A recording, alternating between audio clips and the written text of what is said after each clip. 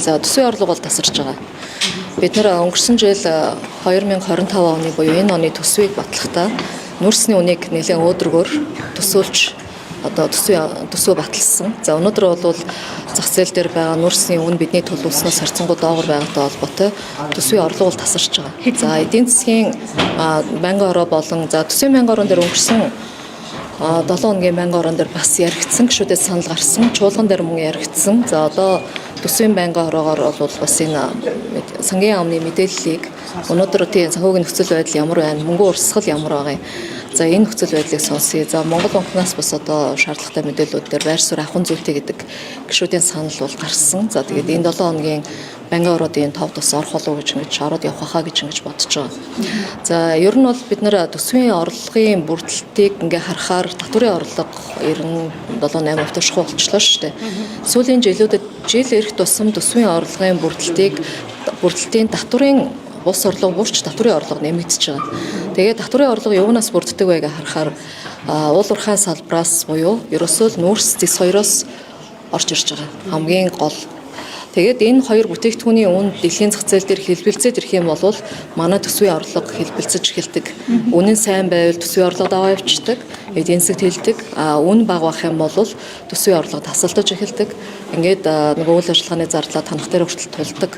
За өнгөрсөн 7 сард одоо харин одоо Зандар шатар даргын засгийн газар, ерхий сайдын засгийн газар бүрдээд хасах тодтол хийж 2.80-аар бууруулж иж бас энэ хэмжээтэй байгаа. Хэрвээ бид нар хасах тодтол хийгээгүй бол энэс хүнд нөхцөл байдал үүсэх эрсдэлтэй байсан. За ийм одоо бас эрсдэлтэй байгаа цаг үед бид нарын татварын бодлого дээр одоо бас хамаагүй ийм одоо юу гэдгийг мэдээллүүд их хэмэрэг байгаа юм. Одоо татварыг одоо жишээлбэл юу гэдгийг өршөөлийн хууль гаргана энэ гэдэг бол яг энэ төсвийн орлого тасалдж байгаа үед бүрэл сөрөг нөлөө дагуулна. Аж ахуй нэгжүүд татвараа төлөхгүй байх нөхцөл байдал үүснэ. Эцсийн дундаа төсвийн орлого тасалдж чинь аж ахуй нэгжүүд татвараа төлж чадахгүй байна гэдэг бол эдийн засагт энэ хувийн хвшлийг дэмжих бодлого дутагдж байгааг л илрэл. Тийм учраас одоо хувийн хвшлийг дэмжих энэ орон зайгаа гаргаж төр хувийн хвшлийн түншлэлийн хуулиндаа яралтай өөрчлөлт оруулж хөрөнгө оруулалтыг татах энэ бизнесийн эрх зүйн орчныг сайжруулах зүйлэл анхаарч бид нар энэ эдийн засгаа төрөлжүүлэх ёстой. Хоёрхан бүтээгдэхүүнээс хамааралтай гадаад зах зээлээс Монгол улсын төсөв хамааралтай явна гэдэг бол хамгийн том эрсдэл. Төсвийн орлогыг бол дөрвөн төрөлд одоо орлогын бүтцэн багтаа 4 байж иж тогтвортой гэж олон улсууд үздэг. Тэгэхээр манай төсвийн орлогын бүтцэн өөрөө 1-2 одоо төрөлтэй маш өндөр байгаад байгаа нь өөрөө эрсдэлтэй. Мөн татварын бус орлоготой тайлбарлаа тийм. Төрийн өмчт компаниудаас гарч байгаа ашиг гэж байгаа ёстой тийм. Зөвхөн бидний халааснаас биш төр өөрөө бас үнэгээ гүйцэтгэхдээ хий байгаа юм байна. Төрийн өмчт компаниудын одоо үр ашигын асуудал бол яг энэ татварын бус орлого дээр одоо орох ёстой. Бид чинь төрийн өмчт компаниудаас орж байгаа тэр ногдол ашиг төрийн өмчт компаниудын мөн ялгаагүй татварт голлох нөлөө үзүүлж байгаа шүү дээ. Өнөөдөр төсвийн орлогын бүрдэлтэнд. Тэгэхээр ерөөсөө төрийн өмчт компаниудын чинь бараг л одоо 98% нь буюу одоо юу гэдгийг бараг дийлэнх нь алдагдaltaй ажиллаж байдаг. Цөөхөн одоо компаниудын үр ашиг дээр ихэнх нь явж байдаг. Зарим нь бол зөвхөн одоо өөрийнхөө зардлыг санхүүжүүлээ явж байдаг. Тэгэхээр энэ төрийн өмчт компаниудын дотоод одоо бүтээмж үр ашигыг нэмэгдүүлэх чиглэлээр зохион байгуулалтын асуудлууд руу бол Монгол Улсын засгийн газар ороод явж байгаа гэж ойлгож байгаа. Хариуцлагын тогтолцоог ч гэсэн бас авч үзэж тодорхой алдагдaltaй ажилласан төрийн өмчт компаниудын удирдлага дээр хариуцлага тооцдог энэ механизм шилжих ажлыг эхлүүллээ гэж өнгөрсөн 7 хоногийн засгийн хурлаар дээр бас яригдсан мэдгдсэн асуудлууд дээр бол ойлгогдож байгаа. Тэгэхээр энийг эрчимжүүлэх ёстой, хууль эрх зүйн орчныг сайжруулах ёстой. Төрийн өмчийн одоо аж ахуй нэгжүүдийн тэр компани засаглалыг сайжруулах, хил тод байдлыг дээшлүүлэх, за бүтээмж үр ашигаар нь тооцож үнэлгээ урамшууллын механизмыг байлгадаг өгдөг энэ асуудал руу бол хуульчлах ажлыг яралтай хийх ёстой гэсэн байр суурьтай байгаа. За таны хэлдгээр үнэхээр төсвийн орлогын тулгуур суурь болсон яг л дөрвөн хөлтөө дөрвөн багантай л бид нар зогсохгүй бол энэ бол хаашаач хамаагүй хазаахад бэлэн болчиход байгаа юм л та. Өнөөдөр манай эдийн засаг уул уурхайн салбараас бол бүрэн хамаарч байна. Энэ салбараас хамаарах энэ хамаарал ойрын хэдэн жилдээ бол арилгаж бид чадахгүй. Магадгүй ойрын 20-30 жилдээ бол уул уурхайн салбараас хамааралтай байх бах. Тэгэхээр энэ уул уурхайн салбарын дотроо бид нэр энэ уул уурхайн салбарын бүтээгдэхүүнийхээ төрлүүдийг ядаад нэммээр байгаа. Өнөөдөр алтны зах зээл, алтны үн ханш дэлхийн зах зээл дээр бас их хэвтэйхэн байна.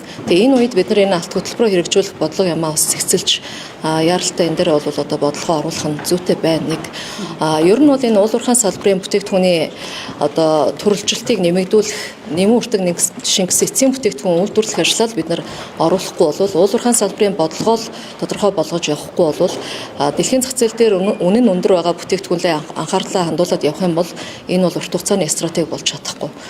Тийм учраас одоо чухал ашигт малтмал гэж бид юугаа хэлэх юм? Монгол улсын хувьд ямар ашигт малтмалууд чухал байх юм? Түүнийг эдийн засгийн эргэлтэнд оруулах он цаг хугацааны дараалал нь ямар байх юм? Хизээ ямар ашигт малтмалаа оруулах юм? Боловсруулах үйлдвэрүүдийг хизээ алийг барих юм гэдэг юм аа. Төлөвлөгөөтэй үе шаттайгаар маш хурдан явуулмаар байгаа. За би одоо энэ дээр бол засгийн бажимал хайл боловсруулах үйлдвэрийг бас хэлмээр байгаа. Өнөөдөр бид нар засгийн бажимлаа одоо түүхийгээр нь журхуу одоо хагас боловсруулаад гадагш нь гаргаж байгаа. 1 тонн зис 10,000 байхад бол үндсэндээ бид нар нэг бажимлаа $2,000 зарж байгаа шүү дээ. Харьцааг нь аваад үзэхэд. Тэгэхээр бид нар энэ бараг л одоо 26% одоо агуулгатай чанартай зис гаргаж байна гэдээ ингээд бодоход 70-80% нь одоо шороотой зэсийг тээврийн зардал өндөртөө тээвэрлэх, дотооддоо хайлж цэвэршүүлээд цэвэрцсээ гаргаад тонны $10,000 зарах юм уу? Эсвэл шороотой хамт тээврийн зардал 4-5 дахин нэмэгдэлтэй тээврийн зардалтай гаргаад $2,000 зарах юм уу? Тэгээ энэ дээр бид нэр энэ хайлах үйлдвэрийн төслийн одоо бүх ажил нь бэлэн болчихсон. Техник эдийн засгийн үндэслэл нь батлагдсан, шинжилгээдэд батлагдсан. Үйлдвэр технологийн паркийн өрөөнд дэд үтсийн бүгдийг хийчихсэн. За ингээд ажиллах хүчний бэлтгэсэн, технологийн сонголтоо хийсэн. Энэ цаг хугацаанд төр хийх ёстой ажлаа хийж чадахгүй ингээд цаг гаруй бүтэн жил гаруй алдчихж байгаа нь харамсалтай байна. Тэгээд энэ ажлыг шуурхай явуулахын тулд энэ бүтэц зохион байгуулалтын асуудлыг нэг болгохгүй бол манай одоо сайд дарга нар хоорондоо асуудлаа шийдэж ойлголцож чадахгүй, хэн хөрөнгө оруулахын, хэн одоо ажлын юуг нь хариуцахын гэдгийг тодорхойгүйгээр ингээд цаг алдаад байгаа нь бол харамсалтай. Өнөөдөр бид нар энэ хайлах үйлдвэрийн асуудлыг оруулах юм бол за дараагийн одоо бүтээгдэхүүн үйлдвэрлэх, цэвэрцсээ гаргаад авчихаар дараагийн бүтээгдэхүүн үйлдвэрлэх, жижиг дунд үйлдвэрлэх хөгжих бас боломжийг нээх юм байна. Тэгээ ийм л байдлаар эдийн засгаа төрөлжүүлэх ажлаа л одоо яарвчилж хийх шаардлагатай байна. Орлого тасарсан энэ засгийн газраас тоцтгол хийх асуудал яригдж байгаа юм. За одоо 25 оны төсөвд одоо он дуусах гэж байна. Ганцхан одоо сар хүрэхгүй хугацаа үлдлээ. Тэгэхээр тийм асуудал бол их хурлын гишүүдэд бол яригдж мэдгдсэн зүйл алга байна. Би энэ хугацаанд бол хийхгүй болов уу гэж бодож байна. Энэ сарын хугацаанд тодтоглоо гэдэг тийм үр дүн гарах хэмжээний асуудал биш. 2026 оны өнөөдөр төлөгдөж чадаагүй байгаа он дамжих үр төлбөрүүд нэлээд хуримтлагдж байна гэсэн үг шүү дээ. Аж ахуйн нэгж байгууллагуудын одоо ажлын хөлс сүртгэг бүртгэл өгч чадахгүй хэмжээнд очиж байгаа юм байна гэдэг мэдээлэлүүд орон нутгаас ирж байна. Тэгэхээр энэ үр төлбөр он дамжина. Он дамжаад 2026 онд ачаал үүснэ гэсэн үг. 2026 онд бидний төлөвлөснөөс мөнгө урсгал дээр ачаал нэмэгдэн гэсэн үг. Тэгэхээр 2026 оны төсөв дээр бол бас нэлээд хүндрэл үүсэх эрсдлүүд бол харагдаж байна. Бид нар одоо 3 хэмжээний сонсголоо яг одоо хийж байна л да. Өмнөх сонсголуудын үр дүн ямар байсан бэ? Хоёрдугаар шинэ зөвлөмж